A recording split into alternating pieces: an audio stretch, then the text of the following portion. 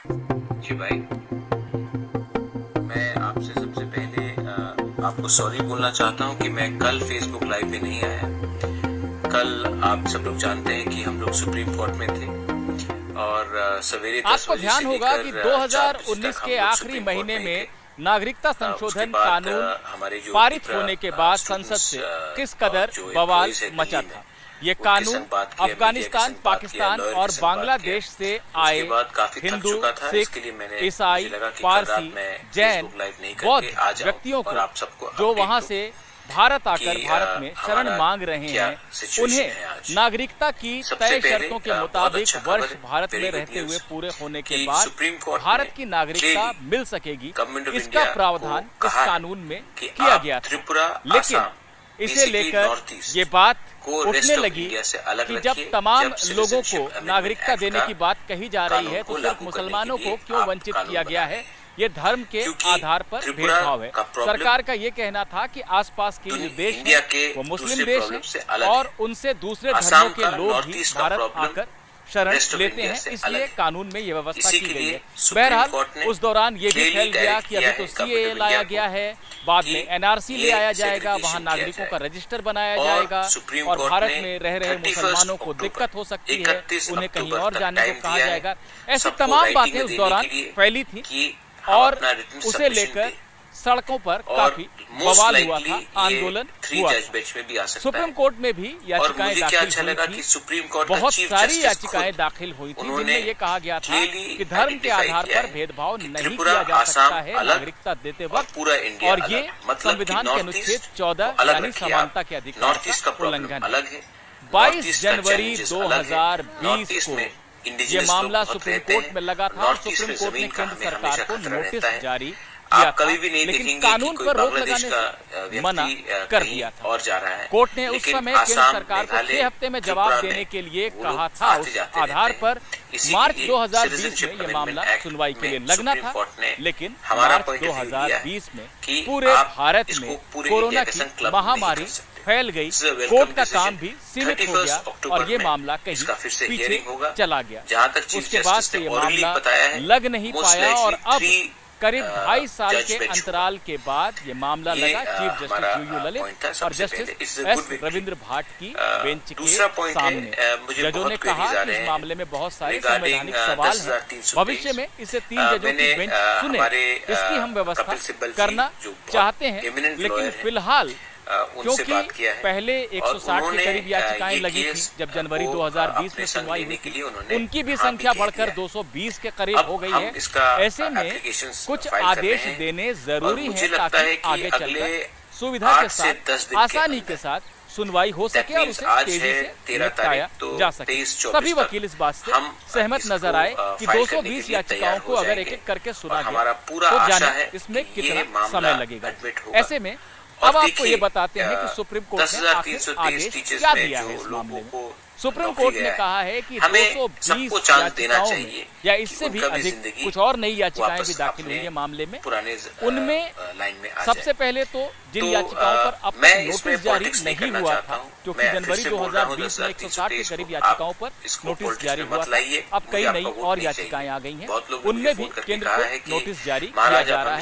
इसके बाद supreme court ने ये कहा है सुनवाई में सुविधा हो सके भविष्य में, उसके लिए इन तमाम याचिकाओं में जो बातें कही गई हैं उनके आधार पर उनका कैटेगराइजेशन हो, वर्गीकरण हो, मुद्दों को बांटा जाए ताकि ये समझा जा सके कि कौन कौन से मुद्दे इतनी सारी याचिकाओं में उठाए गए हैं। इन सभी मुद्दों का केंद्र सरकार जवाब। दरअसल ये मुद्दों के वर्गीकरण का काम जो है वो दिया गया है सॉलिसिटर जनरल के दफ्तर को, और नौकरी चाहिए। कहा यह भी गया है कि 4 हफ्ते में इस वर्गीकरण को भी पूरा करें और जवाब भी दाखिल करें। इसके बाद सुप्रीम कोर्ट ने कहा है कि जितनी याचिकाएं हैं उनमें मुख्य याचिकाओं की यानी लीड पिटीशन उनकी भी लिस्ट बने। 4 हफ्ते में सॉलिसिटर जनरल का दफ्तर मुद्दों का वर्गीकरण करे और उनका जवाब दे। उसके बाद 2 हफ्ते तक तमाम जो वकील हैं इस मामले से जुड़े हुए जिन्होंने याचिकाएं दाखिल की हैं उनसे भी चर्चा करें और मुख्य मामलों की एक सूची बनाई जाए, यानी 6 हफ्ते की एक प्रक्रिया सुप्रीम कोर्ट ने कही है कि इसे किया जाए। साथ ही साथ सुप्रीम कोर्ट ने ये भी कहा है कि असम और पूर्वोत्तर भारत के मामले अलग हैं। पहले ही ये मुद्दा उठ चुका है कि सीएए का बाकी पूरे देश में जो असर है उससे अलग असर असम और पूर्वोत्तर भारत में होना है, क्योंकि वहाँ पर बड़ी संख्या में लोग बसे हुए हैं जो बांग्लादेश से आए हैं और उनका कानूनी मसला जो है, उनकी कानूनी स्थिति जो है वो थोड़ी अलग है और कानून भी उसमें लागू होते हैं। इसलिए असम और पूर्वोत्तर भारत के मामले अलग से चलेंगे और बाकी देश के मामले जो सीएए से जुड़े हुए हैं ये अलग से चलेंगे। ये बात भी सुप्रीम कोर्ट ने कही है। अब आगे सुप्रीम कोर्ट ने ये कहा है कि 6 हफ्ते में सारी प्रक्रिया को पूरा किया जाए, यानी मुद्दों का वर्गीकरण हो, मुख्य मामलों की सूची बने, ये सारा काम कर लिया जाए। 31 अक्टूबर को मामला आगे निर्देश के लिए लगाया जाएगा, यानी ये सारी प्रक्रिया सभी वकील मिलकर आपस में कर लें, कोर्ट के सामने वो मेरे दिल में आशा है कि 31 अक्टूबर को मामला लगेगा, कोर्ट आगे की सुनवाई के लिए निर्देश देगा। अगर मामला 3 जजों की बेंच को भेजा जाना है तो वो निर्देश उस दिन दिया जा सकता है, नहीं तो रूपरेखा क्या होगी, समय सीमा क्या होगी, किस तरह से आगे सुनवाई होगी, ये सब कुछ 31 अक्टूबर को सुप्रीम कोर्ट तय कर सकता है, जैसा कि तमाम वकील अनुरोध कर रहे थे। तो 220 मामलों की सुनवाई में मामला फंस ना जाए, मुख्य मुद्दा फंस ना जाए, सुप्रीम कोर्ट ने उसकी व्यवस्था बनाने की कोशिश की है। 31 अक्टूबर को मामला आगे निर्देश के लिए लगेगा और उसके बाद सुनवाई की तारीख, जो कि विस्तृत सुनवाई होगी, उसकी तारीख तय हो सकती है। मामले का निपटारा कब तक होगा ये भी तय हो सकता है। ये तमाम चीजें होंगी, इसलिए वीडियो की शुरुआत में मैंने आपसे कहा था कि 2.5 साल से रुका ये मामला अब कुछ गति, कुछ रफ्तार पकड़ता हुआ नजर आ रहा है। तो 6 हफ्ते के बाद 31 अक्टूबर 2022 को ये मामला फिर से लगेगा। अगर मुझे लगा कि ये सिर्फ तीपरा मोहता ही अकेला करेगा, ने ये भी कहा है कि असम और पूर्वोत्तर भारत के मामले अलग हैं।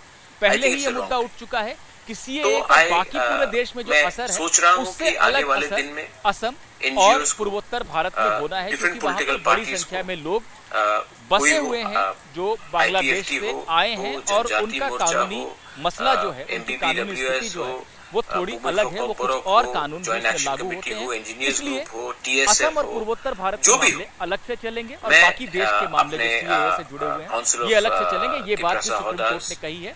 अब आगे सुप्रीम कोर्ट ने ये कहा है कि 6 हफ्ते में सारी प्रक्रिया को पूरा किया जाए, यानी मुद्दों का वर्गीकरण हो, मुख्य मामलों की सूची बने, ये सारा काम कर लिया जाए। 31 अक्टूबर को सिर्फ एक मामला आगे निर्देश के लिए लगाया जाएगा, यानी ये सारी प्रक्रिया सभी वकील मिलकर आपस में कर लें, कोर्ट के सामने वो सूची रख दें। 31 अक्टूबर को मामला लगेगा, कोर्ट आगे की सुनवाई के लिए निर्देश देगा। अगर मामला 3 जजों की बेंच को भेजा जाना है तो वो निर्देश भी उस दिन दिया जा सकता है, नहीं तो रूपरेखा क्या होगी, समय सीमा क्या होगी, किस तरह से आगे सुनवाई होगी, ये सब कुछ 31 अक्टूबर को सुप्रीम कोर्ट तय कर सकता है, जैसा कि तमाम वकील अनुरोध कर रहे थे।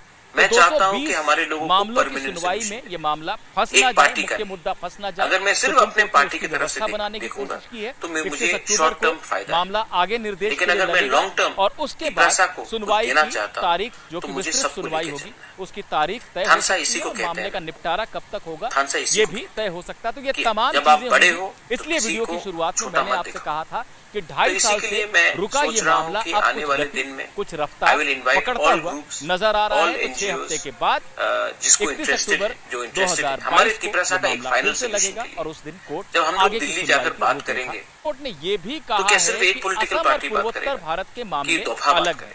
पहले ही मुद्दा उठ चुका है कि सीएए का बाकी पूरे देश में जो असर है उससे अलग असर असम और पूर्वोत्तर भारत में होना है, क्योंकि वहाँ पर बड़ी संख्या में लोग बसे हुए हैं जो बांग्लादेश से आए हैं और उनका कानूनी मसला जो है, उनकी कानूनी स्थिति जो है वो थोड़ी अलग है, वो कुछ और कानून भी इसमें लागू होते हैं। इसलिए असम और पूर्वोत्तर भारत के मामले अलग से चलेंगे और बाकी देश के मामले जो सीएए से जुड़े हुए हैं ये अलग से चलेंगे। ये बात भी सुप्रीम कोर्ट ने कही है। अब आगे सुप्रीम कोर्ट ने ये कहा है कि 6 हफ्ते में सारी प्रक्रिया को पूरा किया जाए, यानी मुद्दों का वर्गीकरण हो, मुख्य मामलों की सूची बने, ये सारा काम कर लिया जाए। 31 अक्टूबर को मामला आगे निर्देश के लिए लगाया जाएगा। यानी ये सारी प्रक्रिया सभी वकील मिलकर आपस में कर लें, कोर्ट के सामने वो सूची रख दें।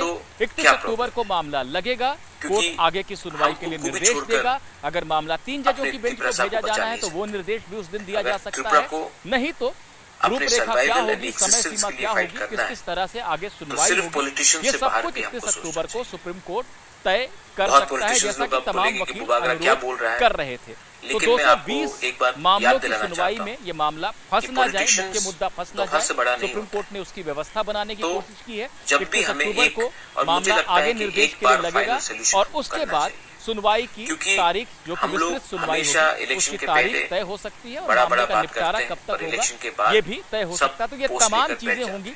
इसलिए वीडियो की शुरुआत में मैंने आपसे कहा था कि 2.5 साल से रुका ये मामला अब कुछ रफ्तार पकड़ता हुआ नजर आ रहा है। तो 6 हफ्ते के बाद 31 अक्टूबर 2022 को ये मामला फिर से लगेगा और उस दिन कोर्ट आगे की सुनवाई की रूपरेखा। कोर्ट ने ये भी कहा है कि असम और पूर्वोत्तर भारत के मामले अलग हैं। पहले ही ये मुद्दा उठ चुका है कि सीएए का बाकी पूरे देश में जो असर है उससे अलग असर असम और पूर्वोत्तर भारत में होना है, क्योंकि वहाँ पर बड़ी संख्या में लोग बसे हुए हैं जो बांग्लादेश से आए हैं और उनका कानूनी मसला जो है, उनकी कानूनी स्थिति जो है वो थोड़ी अलग है, वो कुछ और कानून भी उसमें लागू होते हैं। इसलिए अगर आपको असम और पूर्वोत्तर भारत के मामले अलग से चलेंगे और बाकी देश के मामले जो मैं सही रास्ते में जा रहा हूं ये अलग से चलेंगे। अगर ये आपको लगता है कि मैं सिस्टम को चेंज करके कुछ हट के आगे सुप्रीम कोर्ट ने ये कहा है कि 6 हफ्ते में सारी प्रक्रिया को पूरा किया जाए, यानी मुद्दों का वर्गीकरण, और अगर आपको लगता है मामलों की सूची बने, ये सारा काम कर लिया जाए। 31 अक्टूबर को मामला आगे निर्देश के लिए लगाया जाएगा, यानी ये हमारा समस्या का हल हो जाएगा। आपस में तो जो 70 साल से कोर्ट के सामने वो सूची रख दे।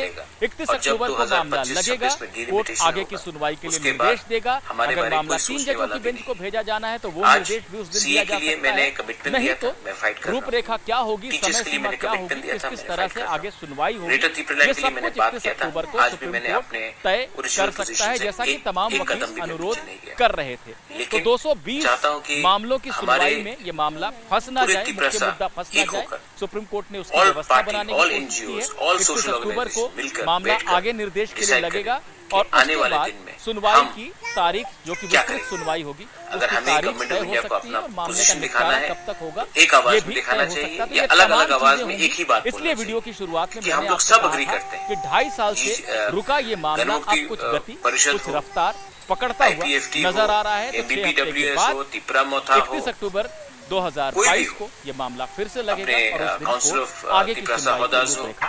कोर्ट ने ये भी कहा है कि असम और पूर्वोत्तर भारत के मामले अलग हैं। पहले ही ये मुद्दा उठ चुका है कि सीएए का बाकी पूरे देश में जो असर है उससे अलग असर असम और पूर्वोत्तर भारत में होना है। यहाँ पर बड़ी संख्या में लोग बसे हुए हैं जो बांग्लादेश से आए हैं और उनका कानूनी मसला जो है, उनकी कानूनी स्थिति जो है वो थोड़ी अलग है, वो कुछ और कानून भी उसमें लागू होते हैं। इसलिए अलग-अलग करके असम और पूर्वोत्तर भारत के मामले अलग से चलेंगे और बाकी देश के मामले जो सीएए से जुड़े हुए हैं ये अलग से चलेंगे। ये बात भी सुप्रीम कोर्ट ने कही है। सबसे मिलने के लिए तैयार हूं। अब आगे सुप्रीम कोर्ट ने ये कहा है कि 6 हफ्ते में सारी प्रक्रिया को पूरा किया जाए, यानी मुद्दों का वर्गीकरण हो, मुख्य मामलों की सूची बने, ये सारा काम कर लिया जाए। 31 अक्टूबर को मामला आगे निर्देश के लिए लगाया जाएगा, यानी ये सारी प्रक्रिया सभी वकील मिलकर आपस में कर लें, कोर्ट के सामने वो सूची रख दें। 31 अक्टूबर को मामला लगेगा, कोर्ट आगे की सुनवाई के लिए निर्देश देगा। अगर मामला 3 जजों की बेंच को भेजा जाना है तो वो निर्देश भी उस दिन दिया जा सकता है।